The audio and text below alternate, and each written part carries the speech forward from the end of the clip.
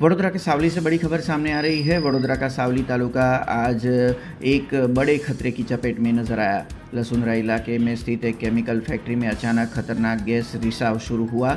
जैसे ही gas leakage की जानकारी मिली, कंपनी प्रशासन और सुरक्षा तंत्र तुरंत हरकत में आया।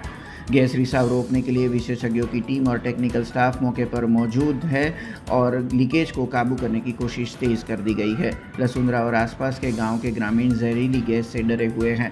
प्रशासन ने एहतियात के तौर पर लोगों को अलर्ट रहने की सलाह दी है। फिलहाल कंपनी के अंदर और बाहर सुरक्षा के कड़े इंतजाम किए जा रहे हैं ताकि लीकेज को और ज़्यादा फैलने से रोका जा सके। राहत की बात यह है कि पूरी टीम ताकत से गैस को काबू करने में जुटी हुई है।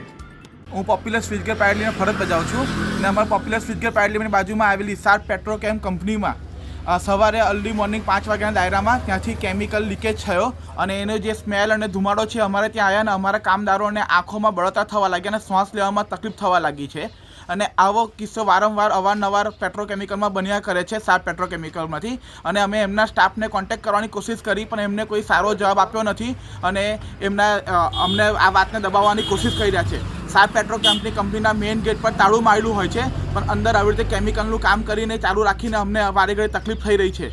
તો અમને રિક્વેસ્ટ છે કે આનો વારે ઘડી આનો નિકાલ કરવામાં આવે અને અમારા માણસના સ્વાસ્થ્યને એનું કાળજી રાખવા માટે એ લોકો એમને વસ્તુને પ્રોપર કરે।